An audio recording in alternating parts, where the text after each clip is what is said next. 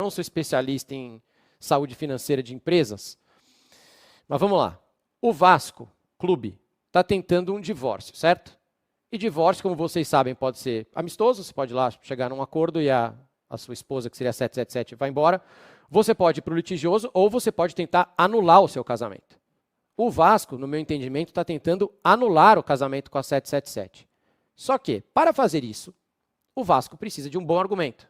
O Vasco precisa provar que foi traído. O Vasco precisa provar que a 777 em algum momento mentiu, que ela desrespeitou alguma cláusula daquele contrato de investimento. Então, o que o Vasco está fazendo? A estratégia do Vasco, uma delas, né, é ficar de olho em tudo que está acontecendo com a 777 no mundo, nos outros processos, principalmente naqueles dos Estados Unidos. Num desses processos, lá nos Estados Unidos, tinha um documento da 777 que estava sob sigilo de justiça e esse sigilo caiu. O juiz, então, tornou esse documento público. Esse documento é um balanço financeiro. Então, é uma foto da saúde financeira do clube. Eu vou mostrar para vocês, que não precisa entender muito disso aqui também, para vocês verem o estado de saúde da empresa nessa foto que eles mandaram, que é de mais ou menos setembro de 22. Então, vamos lá. Ela está aqui. Isso aqui é de setembro 30 de 22. Ainda sem auditoria. Eu coloquei em amarelo cash and cash equivalents, quer dizer, o que você tem de grana na conta corrente? Eles mandam ali 69 milhões. Eles colocam também, mas eu vou direto para o mais importante. Está vendo que eu botei em amarelo total assets, 8,8 bi de dólares. Assets são seus ativos. O que você tem? Então, se fosse nossa casa, nosso carro, etc. Eles então dizem que eles têm 8,817. E ali embaixo tem total liabilities, que é suas dívidas, suas obrigações. Repara que um é 8,8 e o outro é 8,9, certo? Então a gente tem de total de ativos naquela época 8.800 e alguma coisa, e de liability, de obrigações, dívidas, 8,9. O que significa, basicamente, quando as suas liabilities, as dívidas, tudo que você tem para pagar, é maior do que os seus ativos, que você está insolvente, que você quebrou. Isso é o básico. Então, em setembro de 22, nessa foto aqui, a 777 está quebrada. Ela tem mais obrigação, ela tem mais dívida e coisa para pagar do que ativos. Nessa foto aqui. Se você for lá para baixo, aliás, eu tenho outra página que eu vou colocar para vocês. Na página 2, são só 2 páginas mesmo nesse documento. Net income loss, quer dizer, a grana, a operação, deu lucro ou não deu? É um prejuízo de 589 milhões de dólares, cara. $500 milhão de prejuízo. Quando o Vasco vai assinar o contrato com a 777, tem uma cláusula lá, que é o seguinte, quando você está comprando o Vasco, porque o Vasco é uma instituição que está com 700 milhões de reais em dívida, você assina ali dizendo que você tem condição de pagar. Fala, eu estou comprando essa dívida, né? Essa dívida está vindo para mim, e eu tenho total condições de pagar. Eu sou uma empresa saudável e eu tenho condições. Só que, se isso aqui for para frente, isso aqui não é de uma empresa saudável. O Vasco pode alegar na justiça que a 777, então, mentiu quando assinou aquele contrato, é o que o Vasco vai tentar fazer, e que não, eles não tinham saúde financeira para assumir o Vasco da Gama com 700 milhões, porque nem eles estavam. Porque a própria 777, que disse, não, temos total condição de honrar com o nosso compromisso aqui, não tinha. O que a 777 pode tentar falar para se defender? Falar, pô, cara, a gente não é uma empresa listada na Bolsa, então essa foto aí não significa muita coisa, porque se eu tenho algum problema eu ligo para os meus acionistas e eles depositam o dinheiro e eu fico com grana em caixa de novo, então eu não preciso me preocupar, eu não estava quebrado. Era só uma foto de um determinado momento, a gente estava em growth mode, estamos em modo crescimento, então a gente estava comprando muitos ativos e por isso que essa foto ficou assim, mas não, a gente honra nossos compromissos, era só pedir mais dinheiro para o sócio. Olha só desse aqui do mês seguinte, eles podem tentar alegar isso, mas talvez não colhe. Então o Vasco, na arbitragem ou mesmo em juízo, vai tentar alegar que a 777 não foi honesta na hora de assinar o contrato, que eles não tinham condição de comprar o Vasco e que eles eram uma empresa insolvente, como está nesse documento importante que eles descobriram. E as perguntas que ficam, mostrei acho que os 2 argumentos, né, dos 2 lados que eles vão tentar alegar.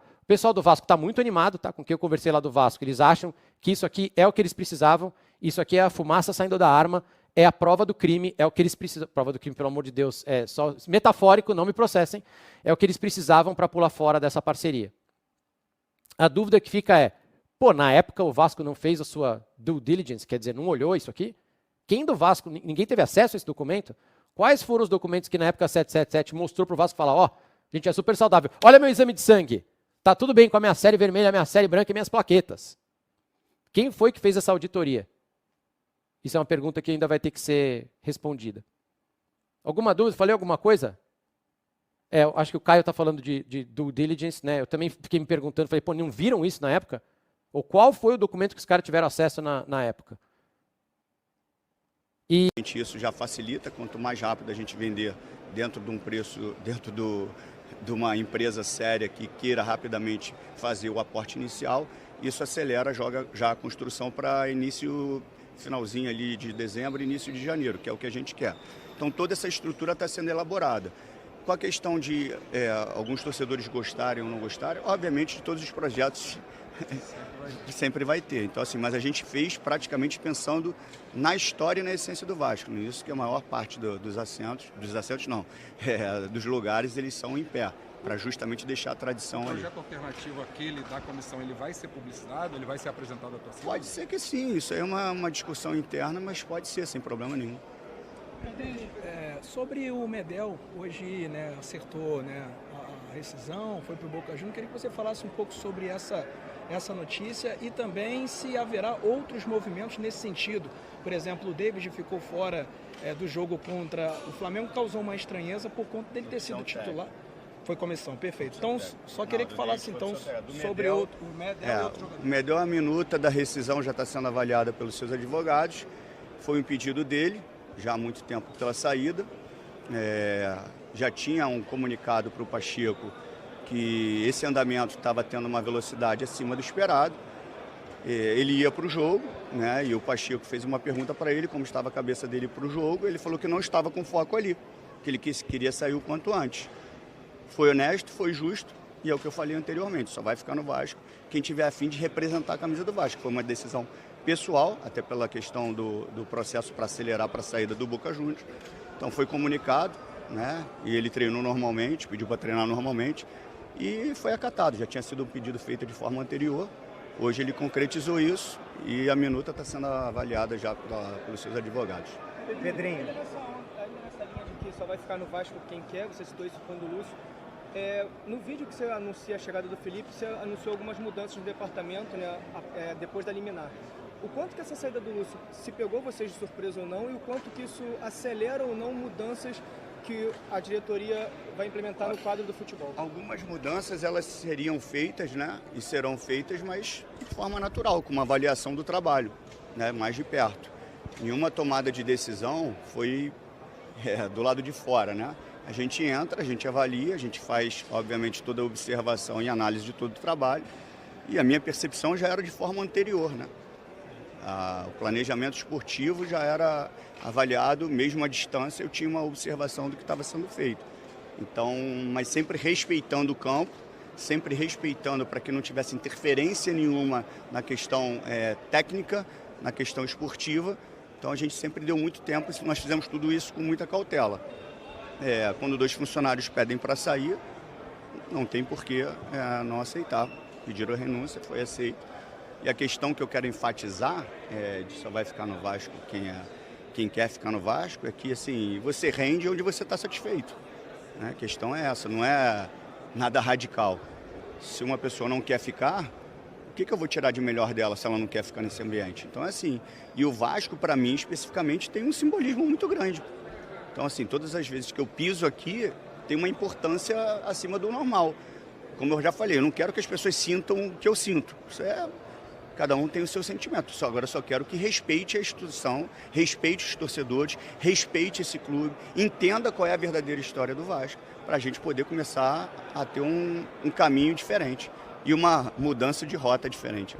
Pedrinho. Você disse que tinha achado estranho essa saída do Lúcio logo depois da reunião de ontem no Conselho.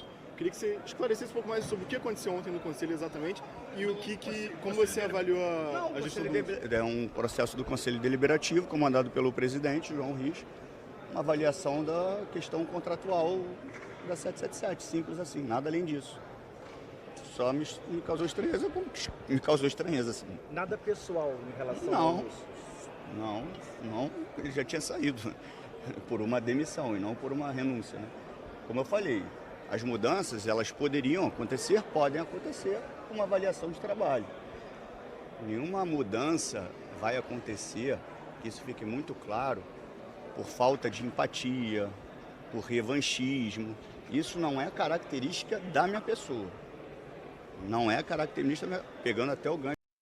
Então, portanto, galera, esse foi nosso vídeo relacionado à situação do Vasco da Gama. Lembrando que, cara, isso aí se realmente, né, se confirmar e tudo mais, é uma situação bastante complicada porque na hora de fazer a análise da empresa foi feita da pior forma possível, né, cara? Porque como é que pode uma empresa comprar o Vasco tendo dificuldade financeira a ponto de, quem sabe, até mesmo sofrer no futuro? Então, realmente, uma situação bastante complicada e que o Thiago Leifert alertou demais os torcedores do Vasco e ligou aquele sinal de, tipo assim, literalmente de alerta, né, cara? Literalmente de alerta, acho que a palavra é realmente essa para poder se falar. Eu peço humildemente a você que deixe o like, é muito importante, que também compartilhe esse vídeo para todos os vascaínos para ficar ciente sobre a situação do Vasco da Gama. Também peço a você que dê aquela moral para a gente alcançar a meta de 40 mil o mais rápido possível e eu conto muito com a sua ajuda, beleza? Vou ficando por aqui, galera. Valeu, tamo junto e é nóis. Fui!